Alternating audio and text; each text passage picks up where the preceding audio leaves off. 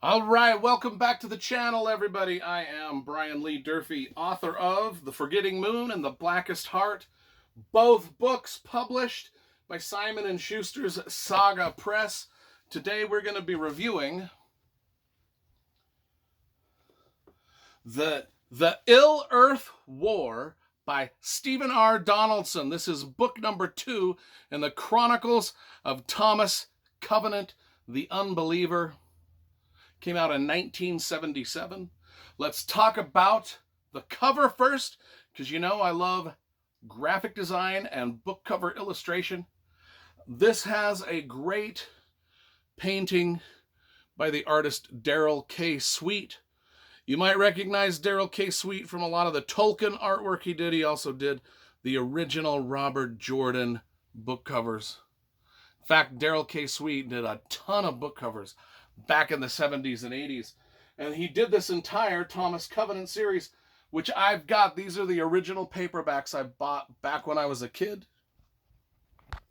We'll zoom in on them. They've all got just a great looking painting by Darrell Sweet. And I like the theme, the color thing, you know, the red, the blue, the green, the purple, the blue again, and the gold.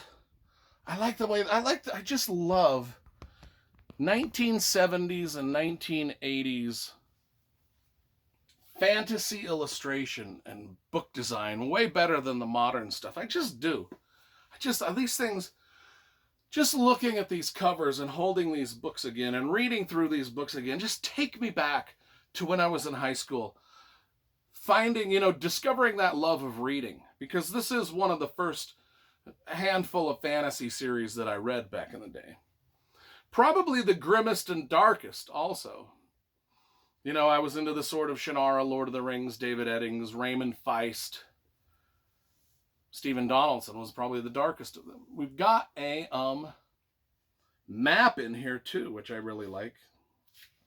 It's got a great little map. Yeah, these original copies that I bought when I was a kid, that still has the price sticker of $3 on each one of them. Hey, back in the day, that was a lot of money to me.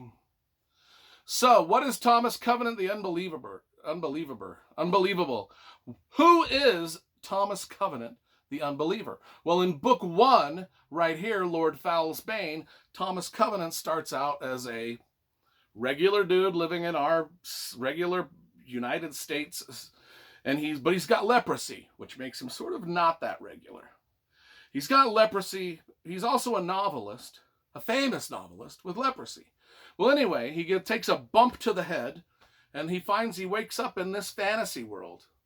And he goes through a bunch of adventures in this book, and then at the end of the book, he wakes up from his coma, and he thinks he's dreamt it all. And so in the beginning of this book, we get to meet him as he's wrestling with the fact that he had these delusions while he was unconscious. But at the same time, he's like, were they delusions, or is this fantasy land that I lived in while I was in my coma, is that actually a real place? Or was it just in my mind? He takes another bump to the head, and he ends up in the fantasy land again, same fantasy land, but I think 40 years later from when he was... So 40 years have passed, only a few days have passed in his real life, but 40 years have passed in the fantasy land, and he's thrust back into the middle of the fantasy land. And now he's like, okay, I'm in a coma again. This is a figment of my imagination. I'm just making this up. I'm mentally ill. None of this is real. Although it's every sound and touch, like I said, he's got leprosy. So he can feel things again. Lepers have no feeling. And they don't have any feeling in their extremities, and they're easily injured, and their injuries don't heal. But in this fantasy land, he senses and can feel things for the first time in years and years, and he can suffer injury. And when he wears a ring that's called the white gold, he's the white gold wielder. In fact, that's why he's summoned back to this fantasy land, because the fantasy land is once again in trouble from the evil lords. And the fantasy land might be destroyed. And so he's summoned back by the people that live in the fantasy land, because Thomas Covenant wears a ring of white gold, and in the prophecies of the fantasy land, that makes him the chosen one to save things.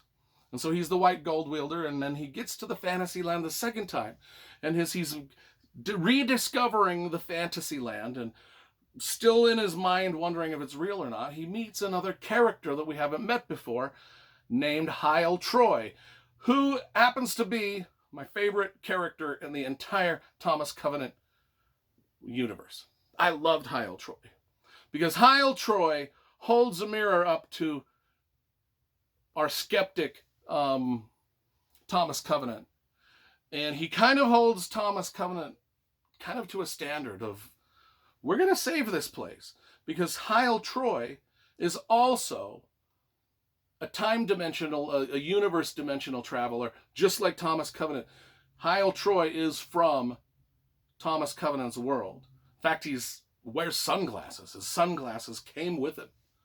And that's the first thing that tips Thomas Covenant off that there's a stranger in a strange land, is, I've never seen sunglasses in this place before. This dude's wearing sunglasses, actual Ray-Bans in the fantasy world. So he finds out that they're both from the same place, and Hile Troy has got his own affliction. Whereas Thomas Covenant has the leprosy, Hile Troy has blindness. He can't see. And he's jealous of Thomas Covenant because Thomas Covenant can see how beautiful this place is, and Hile Troy can only sense it. Thomas Covenant has no desire to save this place. Thomas Covenant thinks it's just a delusion, a figment of his imagination. Hile Troy believes it's real and it needs to be saved, even though he can't see it. And meanwhile, Thomas Covenant is looking at it in stark reality the whole time, and he doesn't believe it. Very, very great themes going through that. I love these things. And it's just one quest after the next in this book. It's probably my favorite book of the Thomas Covenant books. And I noticed the other day that there's a Grim Oak Press has done a collector's edition of all of these books, and they're illustrated, and I was looking through the illustrations, and they did a great painting of the rock slide. I don't know why the rock slide scene in this book left such an impression with me as a kid. Maybe it's because I'd been in mountainous terrain like that and been part of a rock slide like that. Maybe that's why it stuck with me.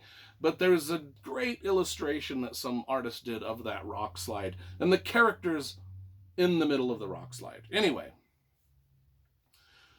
the Illearth War, book number 2 in the Chronicles of Thomas Covenant, the Unbeliever.